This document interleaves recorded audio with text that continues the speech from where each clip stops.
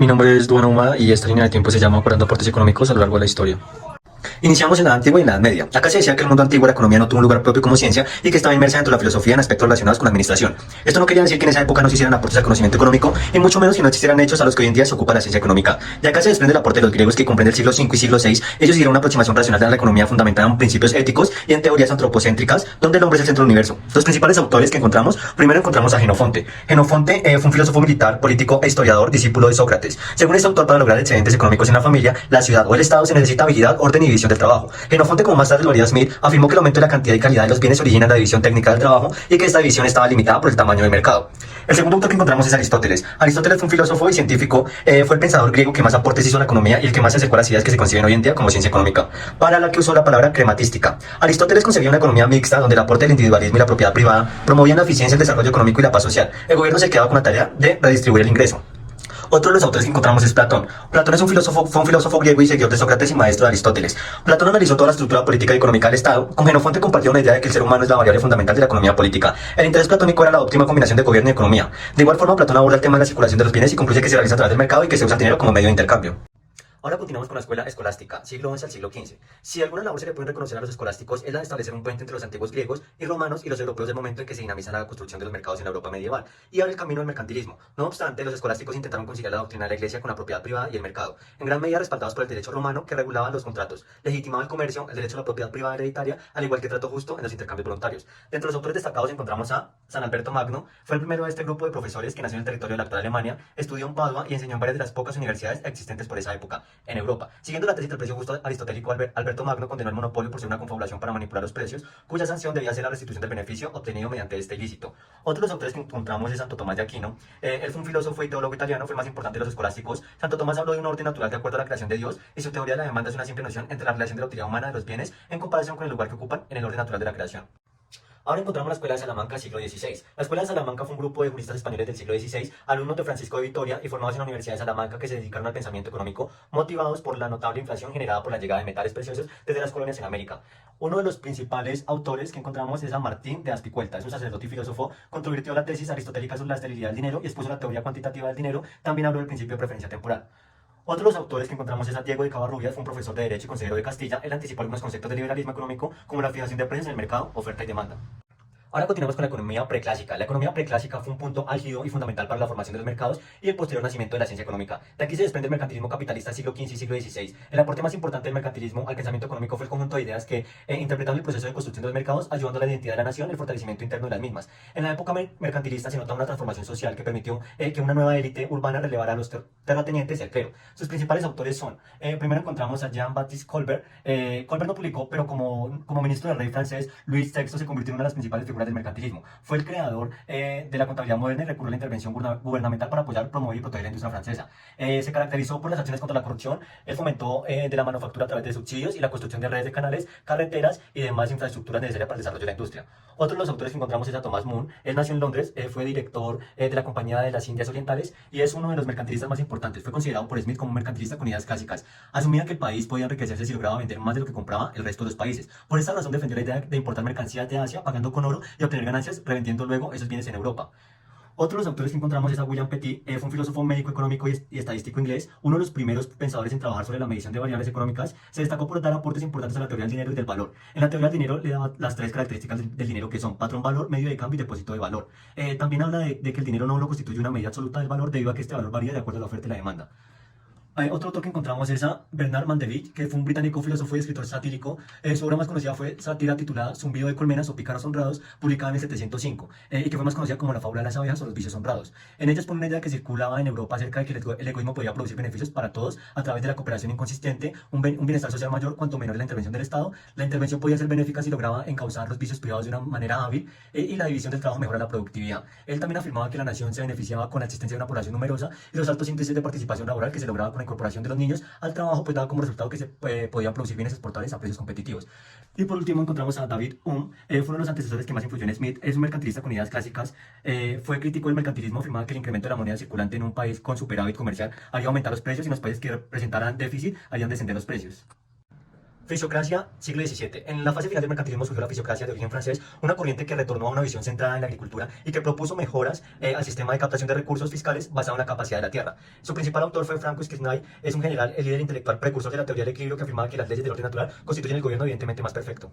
Ahora encontramos la economía clásica siglo XVIII al siglo XIX. Lo que se le puede reconocer a los clásicos es su propósito de sistematizar el conocimiento existente y las mejoras en la formulación matemática. Sus principales autores son, primero tenemos a Adam Smith, que fue un profesor de retórica, literatura y de filosofía moral nacido en Escocia. Dos aportes que se le pueden reconocer a Smith: el primero es la recopilación y sistematización del saber económico existente, junto con la cuidadosa retórica de su exposición. Y segundo, una visión más moderna de incorporar el capital, el trabajo y el comercio como fuentes de valor.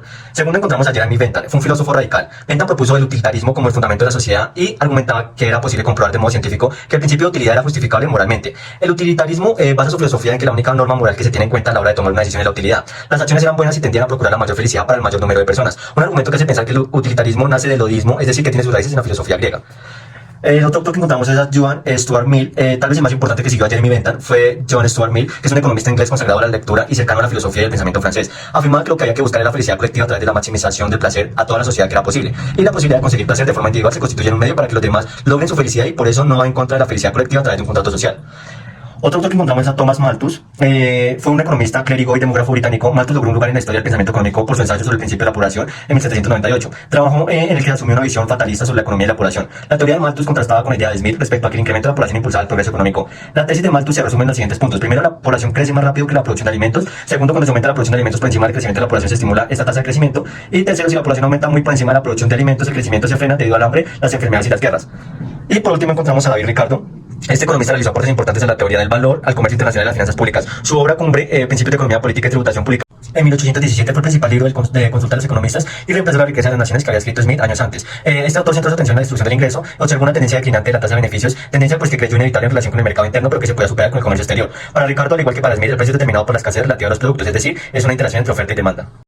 Ahora continuamos con la teoría neoclásica del siglo XIX. Debemos saber que la idea principal de los neoclásicos es que el valor de los fines es una función de utilidad o una función que se le asigna a los consumidores. Como autores principales encontramos a Ernst Gosen. Él formula dos principios, la utilidad marginal y la equimarginalidad, que se conocen como leyes de Gosen, que desarrolló un modelo liberal y de competencia, pero sus ideas tuvieron muy poca repercusión hasta cuando Jevons y Walras lo rescataron y lo convirtieron en el fundamento de sus investigaciones. La utilidad marginal nos decía que es la satisfacción adicional que se obtiene del consumo de un bien y que disminuye pues con el incremento del consumo y llega a cero cuando se logra la saciedad. Y también nos habla de la equimarginalidad, que nos dice que no se puede satisfacer todas las necesidades hasta la saciedad y que por tal motivo la máxima satisfacción se obtiene cuando se igualan entre sí las satisfacciones marginales obtenidas de los consumos de los diversos bienes.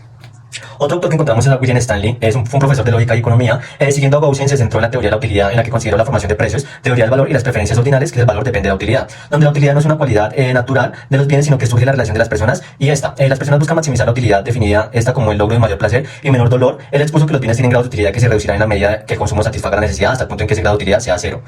Otro de los autores que encontramos es a Leon Walras, fue un economista francés. Planteó que el precio de equilibrio en cada mercado depende de lo que ocurra con los precios de los demás bienes, es decir, que los precios surgen en un equilibrio general. Y por último encontramos a Alfred Marshall. Para Marshall se le reconocen numerosos aportes y se puede decir que con algo de justicia, con este autor la economía pues toma la forma actual. Él usó los gráficos para explicar los conceptos de oferta y demanda y su equilibrio parcial. También aportó el concepto de excedente de productor, refiriéndose a la diferencia entre lo que el productor recibe cuando vende un bien y el menor precio por el que estaría dispuesto a vender. Él fue uno de los primeros autores en relacionar el tiempo con las variables económicas, y a diferencia de los estudios anteriores pues llegó a la conclusión de que la observación de la naturaleza debe referirse no a las cantidades totales, sino al incremento de estas, utilizando el término de espera, que habla en el sentido del aplazamiento de satisfacciones, que implica sacrificio y cuya recompensa es el interés. Ahora continuamos con los neocartianos. Aquí encontramos a Piero Safra, que fue un economista italiano. Él manifestó que era necesario volver a la política económica como lo habían concebido los fisiócratas y los clásicos, incluyendo a Marx. El trabajo, él nos decía que debía tener dos componentes. Primero, purgar la teoría de todas las dificultades e incongruencias que los economistas clásicos no fueron capaces de superar. Y segundo, seguir a desarrollar la relevante y verdadera teoría económica como se vino desarrollando desde Petty, Cantillon, los fisiócratas Smith, Ricardo y Marx. Safra estaba convencido de que las ideas de estos autores eran un natural y consistente flujo de ideas que había que rescatar, puesto que habían sido repentinamente interrumpido y enterrado debajo de todo, invadido, sumergido y arrasado con la fuerza de una ola marina de economía marginal.